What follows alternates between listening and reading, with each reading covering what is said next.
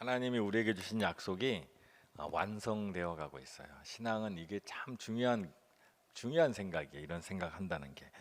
우리가 지금 계속해서 이제 세 번째 언약에 대해서 하고 있는데 하나님께서 우리에게 주신 언약의 핵심은 하나님이 일방적으로 맺으셨다. 하나님이 먼저 우리에게 맺으셨다라는 거예요. 그래서 언약은 크게 보면 세 가지가 있습니다. 하나는 구속의 언약, 또 하나는 행위의 언약, 또 하나는 은혜의 언약. 오늘은 은혜의 언약을 할 겁니다. 그 은혜의 언약 앞서서 이제 앞에 있는 구속 언약, 행위 언약을 다시 살짝 복습을 하면, 구속 언약은 언약의 당사자가 성부 하나님과 성자 예수님이에요. 하나님과 예수님이 우리가 창조한 피조물 인간을 구속하기로 언약을 맺었어요. 그리고 하나님 그걸 이루려고 하세요. 그리고 구속을 이루기 위해서 하나님께서 하신 언약, 사람과 맺은 언약이 있는데 그것이 바로 행위 언약이라고 해요. 행위 언약은 누구와 누가 맺었냐면 삼위 하나님과 아담과 맺은 언약이에요. 하나님께서 언약을 주셨어요. 동산의 모든 열매를 먹되 선악을 알게 하는 나무의 열매는 맺지 마라.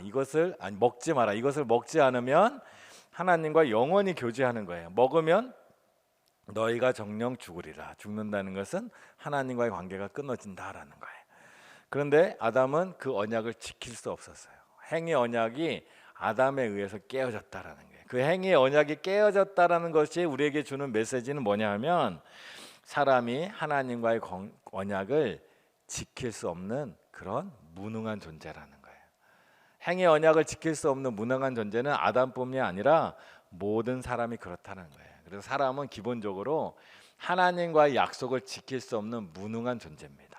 능력이 없는 존재, 연약한 존재예요. 우리는 다 연약한 존재예요. 우리는 그것을 먼저 아는 게 되게 중요해요. 우리가 살아갈 때 다른 사람들은 뭐 잘하는 것 같고, 다른 사람은 뭐 잘 되는 것 같고, 다른 사람은 뭐 편한 것 같아 보여도 사실 그 사람도 나름대로 다 문제가 있고 나름대로 어려운 거예요. 나름대로 삶이 다 힘들고 어려움이 다 누구에게나 다 있어요. 근심 걱정 누구에게나 다 있어요. 그래서 우리는 다 연약한 존재고 다 무능한 존재예요. 누군가 나에게 무능한 존재다라고 얘기하면 어떻게 알았어? 그러세요. 그냥. 그리고 어떻게 알았어? 그러세요. 그리고 기분 나쁘면 내가 당신의 무능함도 얘기해 줄까? 그러세요. 다 무능한 존재예요. 우린 다 연약한 존재예요. 그래서 하나님이 필요한 거예요. 우린 기본적으로 모두가 다 무능합니다.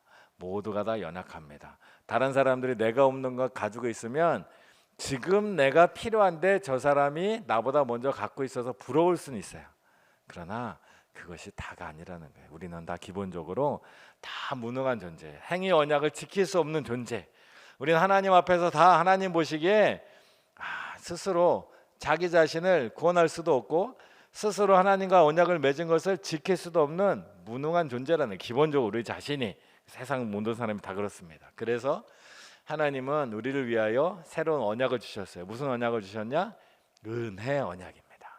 가장 중요한 언약이 바로 우리에게 은혜 언약인데, 은혜 언약이 뭐냐 하면 성부께서 자신이 선택하신 죄인들과 맺으신 언약, 사람과 맺은 언약이에요. 근데 사람이 죽고 사는 문제를 사람의 행위에 맡기지 않고 하나님의 은혜 안에 두셨다는 거예요. 행위 언약은 사람이 그 언약을 지키면 사는 거고 안 지키면 죽는 거예요. 근데 은혜 언약은 사람과 맺었는데 하나님이 사람의 행위에 맡기지 않고 하나님이 주도권을 갖고 있는 것이 바로 은혜 언약이라는 거예요. 그래서 하나님의 원래 가지고 있는 원래 언약, 구속의 언약, 인간을 구원하겠다는 구속의 언약은 이 은혜 언약을 통하여 성취가 됩니다. 모든 사람은 행위 언약을 지킬 수 없기에 하나님은 은혜 언약을 주셨어요. 하나님의 주도권을 가지고 있어요. 하나님과 사람 사이에 맺은 언약인데, 이 언약이 하나님의 주도권으로 이루어지기 위해서 중간에 누가 필요하냐? 중재자가 필요합니다. 사람은 행위로 그것을 이룰 수 없기 때문에. 그런데 하나님은 행위로 그것을 이루는 중재자가 필요해. 그 중재자가 누구냐? 바로 예수님이라는 거예요. 은혜 언약에서는 하나님과 인간을 선택받은 인간이에요. 왜냐하면 이 은혜 언약을 받아들이는 사람만 언약이 성립되기 때문에 선택이라는 단어가 들어갑니다. 창세기 17장 7절에 보면 내가 내 언약을 나와 너 및 내 대대손손 사이에 세워서 영원한 언약을 삼고 너와 내 후손의 하나님이 되리라. 하나님이 맺은 언약, 나와 너의 후손. 하나님 어떤 특정한 사람들에게 이 언약을 맺어갑니다. 그리고 아까 말씀드렸듯이 이 언약은 중재자가 필요한데 그 중재자가 바로 예수님입니다. 하나님의 은혜 언약에 반드시 누구를 통하여? 예수님을 통하여, 그리스도를 통하여.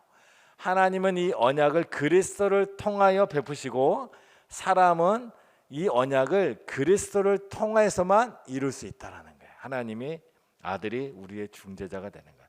사람은 행위로서 이 언약을 지킬 수 없기 때문에 이 언약을 지키는 온전한 중재자가 하나님이 사람과 우리 사이에 세워주셨다라는 거예요. 그래서 이 언약이 성립이 됩니다. 누구 때문에? 중재자가 있어서. 디모데전서 2장 5절에 이렇게 말합니다.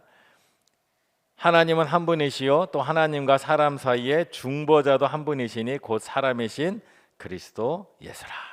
중재자가 있어야 된다는 거예요. 중재자가 없으면 이 언약을 사람은 지킬 수 없어요. 하나님은 하나님의 주도권을 가지고 하나님의 아들을 중재자로 세우셨다라고 합니다. 그리고 이 중재자 예수님이 우리와 하나님 사이에 있기 때문에 우리에게는 이 언약이 이루어지는데 이 언약을 이루어지는 조건이 있어요. 우리는 다 아는 조건 뭐냐 하면 바로 믿음이라는 겁니다.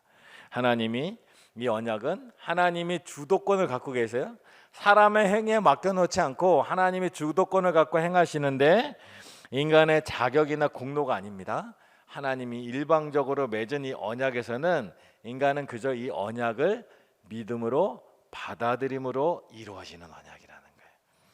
그래서 에베소서 2장 8절에서 9절 이렇게 말합니다. 이것은 너희에게서 난 것이 아니요 하나님의 선물이라. 행위에서 난 것이 아니니 이는 누구든지 자랑하지 못하게 함이라. 사람은 아까 처음에 말씀드렸죠. 사람은 다 무능하다고요. 하나님의 행위를 하나님이 주신 행위 언약을 지킬 만한 능력을 가진 사람은 세상에 아무도 없어요. 그리고 사람은 이 행위 언약을 이룰 수 있는 능력이 없는데 하나님의 은혜 언약을 스스로 힘으로 이룰 수 있는 능력도 여전히 없는 존재라는 거예요. 그래서 예수님이 아니면 이룰 수 없다. 그래서 우리는 다 고만고만한 사람이란 얘기예요, 결국. 그리고 이 은혜를 받아들이는 사람만이 하나님과의 언약을 완성되어 간다라는 겁니다. 그래서 언약의 약속은 은혜 언약의 핵심적인 약속은 하나님은 우리의 하나님이 되시고 우리는 하나님의 백성이 되는 겁니다. 이 약속이 하나님이 우리에게 주시는 은혜 언약입니다. 그래서 믿는다는 것은 뭐냐? 우리가 믿는다는 것은 하나님이 우리에게 믿음을 주신다는 것은 생각해 보면 우리가 믿어야지 하나님과의 언약이 이루어지니까 믿는다는 것이 우리의 행위이고 믿음이라는 공로가 있어야 된다라고 우리는 착각할 수 있어요. 근데 믿음은 공로가 아닙니다. 하나님이 우리에게 주신 약속을 믿음은 매우 수동적으로 받아들이는 거예요. 그래서 하나님이 우리에게 믿음이라는 선물을 줄 때 그 선물을 우리가 받아들이기만 하는 거예요. 받아들이는 것은 능동적인 일이 아니에요. 공로가 아니에요. 누군가 나에게 선물을 주는데 내가 손을 뻗쳐서 그 선물을 받았다고 내가 이걸 이랬다고 생각하는 사람은 아무도 없다라는 거예요. 선물을 주시는 걸 그냥 받기만 하는 거예요. 그래서 이 은혜의 언약의 핵심은 예수님의 공로로 이루어지는 것이고 우리는 여기에 아무 공로가 없다는 거예요. 단지 우리는 하나님께서 우리에게 펼쳐주신 이 은혜의 언약을 받아들이기만 하면 된다라는 겁니다. 에베소 31장 33절 구약에도 이런 말씀이 있습니다. 곧 내가 나의 법을 그들의 손에 두어 그들의 마음에 기록하여 나는 그들의 하나님이 되고 그들은 내 백성이 될 것이라. 여호와의 말씀이니라. 이 언약의 가장 중요한 핵심이 바로 뭐냐? 하나님이 우리 하나님이 되고 우리는 하나님의 백성이 되는 거예요. 하나님과 우리의 관계가 그래요. 시편에 보면 이런 관계들을 많이 있어요. 또 어떤 관계냐? 하나님이 우리의 주인이 되고 우리는 하나님에 속한 사람이라는 거예요. 하나님이 우리의 목자가 되고 우리는 하나님의 양이 되는 거예요. 하나님 우리의 아버지가 되고 우리는 하나님의 자녀들이 되는 거예요. 요한계시록 21장 3절에 이렇게 말합니다. 내가 들으니 보좌에서 큰 음성이 나서 가로되 보라 하나님의 장막이 사람들과 함께 있으며 하나님이 저희와 함께 거하시리니 저희는 하나님의 백성이 되고 하나님은 친히 저희와 함께 계셔서. 구약시대 에레미야의 말씀이나 신약 시대의 요한계시록의 말씀이 다 동일하게 하나님이 우리 하나님이 된다. 이것이 새로운 언약의 핵심이라는 겁니다. 그리고 이 언약이라는 게 또 하나 중요한 것이 있는데 그것은 뭐냐면 이 언약이 점진적으로 완성이 되었다라는 거예요. 처음에 아까 우리 인사할 때 하나님의 약속이 하나님의 은혜의 언약이 우리 안에서 완성된다고 했잖아요. 그 하나님의 은혜는 우리 안에서 지금까지 인류 역사 가운데서 계속해서 완성되어 왔다라는 거예요. 이것이 중요한 개념입니다. 은혜 언약은 단 한 번으로 주어진 것이 아니라는 거예요. 하나님이 어떤 은혜도 없다가 갑자기 예수님이 오시면서부터 은혜 언약이 시작된 게 아니라 하나님은 이미 아담 때부터 노아 때부터 아브라함 때부터 모세 때부터 다윗 때부터 선지자들 때부터 하나님은 점진적으로 이 은혜 언약을 인간에게 우리의 삶에 보여주셨고 그 약속이 최종적으로 예수 그리스도 안에서 완전히 성취되었다. 그리고 성취된 그 은혜의 언약이 예수님이 이 땅에 다시 오심으로 새 하늘과 새 땅이 됨으로 완성된다는 거예요. 이게 무슨 말이에요? 점진적으로 이루어진다는 것은 하나님의 구원과 하나님의 은혜의 언약은 과정적으로 시간과 하나님께서 그것을 점점 이루어 가시는 모습을 갖고 있다. 마치 집을 짓는 것처럼 이루어져 간다는 거예요. 구원이라는 게 그런 식으로 이루어진다는 거예요. 우리의 삶도 마찬가지입니다. 그래서 하나님께서 그러면 그 행위 언약이 깨어지고 나서부터 바로 하나님께서는 이 은혜 언약을 시작하셨다라는 것을 성경이 말해주고 있는데, 그래서 우리 하나의 언약을 살펴보면 첫 번째는 아담 언약, 이것을 원시 복음이라고 보통 말해요.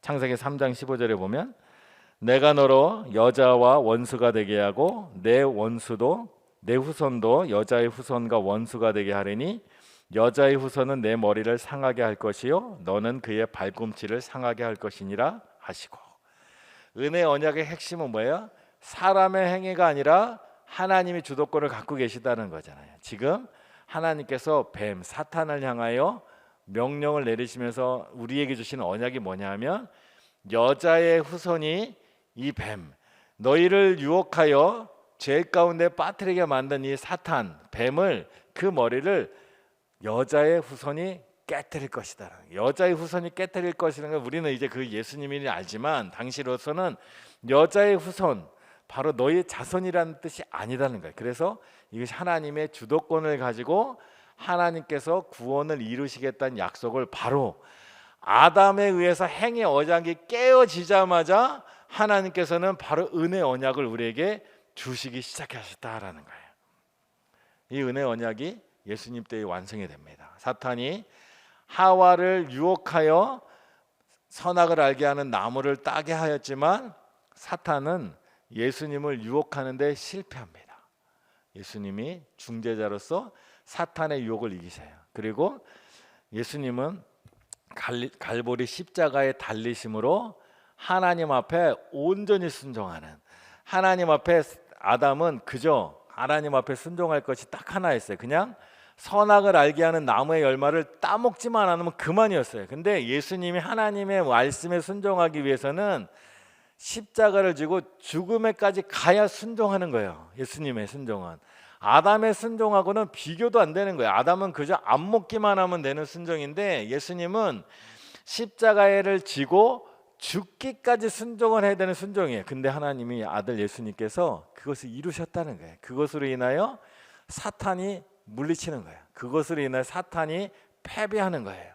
그래서 하나님의 아들 예수님이 십자가를 지심으로 하나님은 사탄을 물리치시고 첫 번째 깨어진 행위 언약을 바로 이 은혜 언약으로 완전히 덮고 이 은혜 언약으로 우리를 구원하시고 원래 우리를 위하여 생각하셨던 구원의 언약, 구속의 언약을 이루신다라는 거예요. 그래서 예수님이 십자가 지시는 사건이 너무너무 중요한 거라는 거예요. 근데 이걸 잘 모르는 사람들은 예수님의 십자가 사건을 다른 식으로 생각하더라고요. 특별히 지난번에 한 말씀드렸던 것 같은데 이슬람 사람들은 예수님을 선지자로 본다고 말씀드렸어요. 이슬람 사람도 예수님을 존경해요. 선지자로서 아주 뛰어난 선지자라고 생각해요. 근데 이슬람 사람들은 예수님이 성공하지 못한 선지자라고 봐요. 하나님의 아들이 아니다라고 생각해요. 왜냐하면 그가 십자가에서 죽어서 그의 사역이 실패했다라고 보는 거예요. 근데 하나님은 예수님께서 십자가를 지심으로 하나님의 말씀에 온전히 순종하여 목숨을 내어놓으면서까지도 순종하여서 이루어졌다는 거예요. 지금도 일부 사람들은 예수님의 십자가 지심이 아니라 예수님의 왕되심을 추구합니다. 옛날 예수님 때도 마찬가지. 예수님의 제자들도 예수님이 십자가의 죽음이 아니라 왕이 되는 것.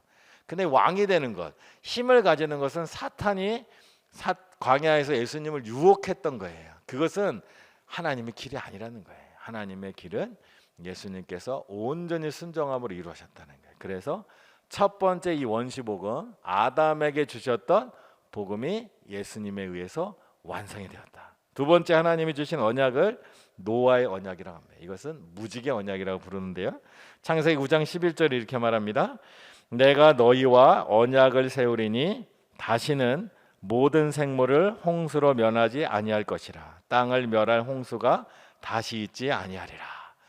하나님께서 인류를 다시는 멸망하지 않는다. 여기에 홍수로 명하지 않는다 그래서 물로 심판하지 않는다 이런 지엽적인 부분이 아니라 하나님이 인류를 이제 멸망의 대상이 아니라 멸망이 아니면 반대 구속의 대상으로 바꾸신다는 거예요. 하나님이 노아에게 아담 이후에 두 번째 조상이 되는 노아. 아담은 그저 아담 한 사람과 아담의 아내에게만 하나님이 약속을 주셨다고 한다면 넓게 봐도 노아에게는 노아와 그의 가족들에게 주신 언약이에요. 그러면서 인류를 대표하는 노아에게 다시는 인류를 물로 심판하지 않겠다. 이제 하나님께서는 인류를 구원하시겠다는 말씀을 노아에게 하시는 거예요. 반대로 이것을 모르고 무지개 언약을 그러는 거예요. 무지개를 보면서 저 무지개를 보라 하면서 하나님께서 다시는 인류를 심판하지 않겠다. 하나님의 언약이 구속의 언약을 다시 계속해서 약속을 주시고 있다라는 겁니다. 또 세 번째 언약은 아브라함에게 주신 언약입니다. 창세기 17장 2절에 4절 이렇게 말합니다. 내가 내 언약을 나와 너 사이에 두어 너를 크게 번성하게 하리라 하시니 아브라함이 엎드렸더니 하나님이 또 그에게 말씀하여 이르시되 보라 내 언약이 너와 함께 있으니 너는 여러 민족의 아버지가 될지라. 아담에게 준 언약은 아마 예수님이 오시기 전까지 이게 무슨 뜻인가 이해할 수 없는 말이었어요. 그냥 굉장히 먼 미래에 대해서 굉장히 구체적이지 않게 말한 거예요. 근데 노아에게 준 언약은 모든 인류를 향한 광범위한 언약이에요. 일반 은혜 언약과 비슷해요. 근데 아브라함에게 와서는 구체적으로 아브라함이라는 사람을 지목합니다. 그리고 하나님께서 그에게 약속을 주시는 거예요. 아브라함이라는 한 개인에게 주시는 약속이에요. 하나님이 주시는 은혜 언약이 점점 구체화되고 점점 분명해지고 점점 그 계획이 이루어져 가는 단계예요. 그래서 하나님께서는 아브라함에게 먼저 약속을 주었다라는 거예요. 그래서 하나님이 주시는 언약은 일반적으로 노아처럼 온 인류를 향한 계획도 있어요. 예수님 말씀하셨잖아요. 예수님이 오신 이유가 모든 인류를 구원하기 위해 오신 거예요. 그러면서 동시에 우리 자신에게도 하나님이 주시는 은혜가 있는 거예요. 그래서 복음은, 구원은, 믿음은, 은혜의 언약은 인류를 위해서도 주지만 우리 자신에게 준다는 거예요. 그것을 아브라함을 통해서 보는 거예요. 그래서 하나님께서 아브라함에게 약속하셨듯이 우리 자신에게도 약속을 하는 거예요. 그래서 그것이 구원이 나에게도 오는 거예요. 근데 나에게만 오는 게 아니에요. 노아처럼 온 인류를 향하여도 있고요. 아담처럼 예수님의 등장을 말해주는 그런 것도 있어요. 그래서 다양한 모습으로 우리에게 오는 거예요. 그래서 구원이라는 것이 하나님의 은혜 언약이라는 것이 점진적으로 이루어져 가는 모습들을 보여주고 있다는 겁니다. 그리고 네 번째 언약을 보면 모세 언약입니다. 모세에게 주신 언약입니다. 출애굽기 19장 5절에서 6절. 세계가 다 내게 속하였나니 너희가 내 말을 잘 듣고 내 언약을 지키면 너희는 모든 민족 중에서 내 소유가 되겠고 너희가 내게 대하여 제사장 나라가 되며 거룩한 백성이 되리라. 너는 이 말을 이스라엘 자손에게 전할지니라. 모세 시대하면 율법이 생각나요. 율법을 지키면 하나님의 백성이 되고 율법을 지키지 않으면 벌을 받고, 그래서 행위 같은 느낌이 있어요. 근데 그게 아니라 행위는 부수적인 거예요. 뒤에 나오는 거예요. 하나님은 원래 은혜의 약속을 주신 거예요. 먼저 약속을 주셨어요. 누구에게 주셨어요? 민족에게 주신 거예요. 아브라함은 아브라함이라는 한 사람에게 줬어요. 근데 모세 때는 아브라함의 자손, 그 민족, 그 나라에게 주신 거예요. 하나님의 복음이 나라 가운데, 민족 가운데 주신 거예요. 예수님도 이 땅에 오셨을 때 천국이 가까웠다. 하나님 나라가 가까이 왔다. 하나님의 나라가 가까이 왔다라고 말해요. 나라, 공동체에게 주시는 복음이 바로 이 모세를 통하여 주신 복음이 바로 그런 모양을 하고 있다라는 거예요. 그래서 우리도 이 땅에서 구원을 받을 때 나만 구원받는 게 아니에요. 교회라는 공동체, 믿음의 공동체. 그래서 하나님은 우리를 한 사람으로 부르시지만 또 공동체로 부르시는 거예요. 그래서 하나님의 나라 가운데, 하나님의 믿음의 공동체 가운데 믿음이 이루어지는 거예요. 하나님의 은혜 언약이 이루어지는 거예요. 그러니 당연히 교회에 속해 있어야 되고 공동체에 속해 있어야 되고 함께 하나님의 은혜를 구하는 게 당연한 거예요. 그 모습으로 우리 가운데 나온다라는 거예요. 그래서 우리가 그것을 잘 알기 원합니다. 또 다섯 번째 언약이 있는데 다윗에게 주신 언약입니다. 나는 그에게 아버지가 되고 그는 내게 아들이 되리니 내 집과 내 나라가 내 앞에 영원히 보존되고 내 위가 영원히 경고하리라 하셨다 하라. 왕인 다윗에게 하나님이 언약을 주셨어요. 이것은 무엇을 의미하냐? 예수님의 통치를 의미한다는 거예요. 예수님께서 세상을 다스리시고 왕으로서 세상을 다스리시며 통치하신다는 것을 다윗을 통하여 주신다는 거예요. 그래서 다윗의 자손으로 예수님이 오신다는 것은 하나님의 은혜 언약은 예수님이 우리를 구원하신다는 것으로 끝나는 것이 아니라 예수님이 우리를 다스린다는 것, 왕으로서 우리를 다스린다는 것. 그래서 우리의 삶이 하나님 안에 있다라는 것을 예수님이 우리 가운데 나타나시고 다윗에게 주신 약속을 통한 약속이 예수님 안에서 완성이 된다는 거예요. 그래서 모든 약속, 아담에게 주신 약속이 예수님에게 이루어졌듯이 노아에게 주신 약속도 예수님을 통하여 성취가 되는 거고요. 아브라함에게 주신 약속도 예수님에 의해서 성취되는 거고요. 모세에게 주신 약속도 예수님에게 성취되는 거고요. 다윗에게 주신 약속도 예수님에게 성취된다는 거예요. 그래서 하나님께서 이제까지 성경을 통하여 많은 믿음의 조상들에게 주신 약속, 인류를 향하여 주신 약속, 개인에게 주신 약속, 민족에게 주신 약속, 왕에게 주신 약속이 예수님 안에서 다 이루어지는 거예요. 그것이 바로 구원입니다. 그리고 선지자들에게 주신 약속도 있습니다. 에레미야의 언약이 있습니다. 보라, 날이 이르리니 내가 이스라엘 집과 유다 집에 새 언약을 맺으리라.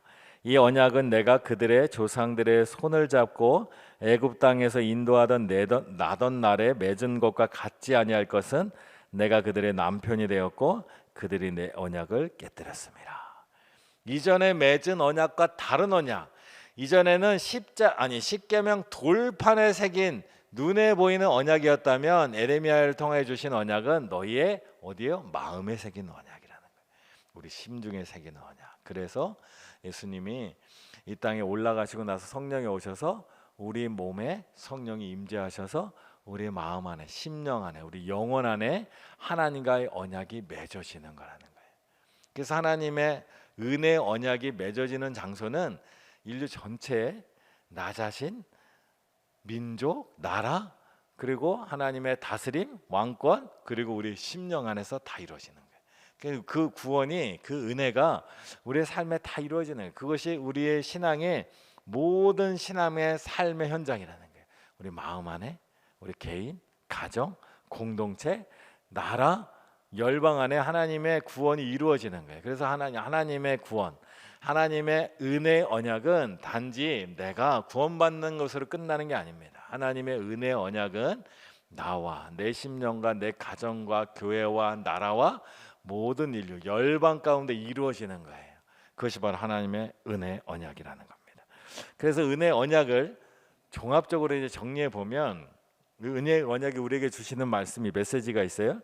은혜 언약의 수혜자인 성도, 우리는 하나님의 주권적인 구원을 수동적인 믿음으로 받아들이는 거예요. 우리는 다 능력이 없어서 믿음을 수동적으로 받아들여야 돼요. 그리고 또 하나는 점진적으로 완성되는 구원의 과정에 순종으로 따라가는 거예요. 그래서 구원은 한순간 성취가 되지만 완성은 점진적으로 이루어지는 거예요. 구원은 그렇게 이루어지는 거예요. 구원파가 이것에 대해서 굉장히 잘못 알고 있는 게 바로 이 내용이에요. 구원파는 어느 한 순간 그것을 인지하면 구원을 이룬다라고 생각하는 거예요. 그것은 성경적으로도 전혀 맞지 않는 거예요. 구원은 점진적으로 이루어지는 거예요. 그래서 그것을 대표적으로 빌립보서 2장 12절에 이렇게 말합니다. 그러므로 나의 사랑하는 자들아, 너희가 나 있을 때뿐 아니라 더욱 지금 나 없을 때여도 항상 복종하여 두렵고 떨림으로 너희 구원을 이루라.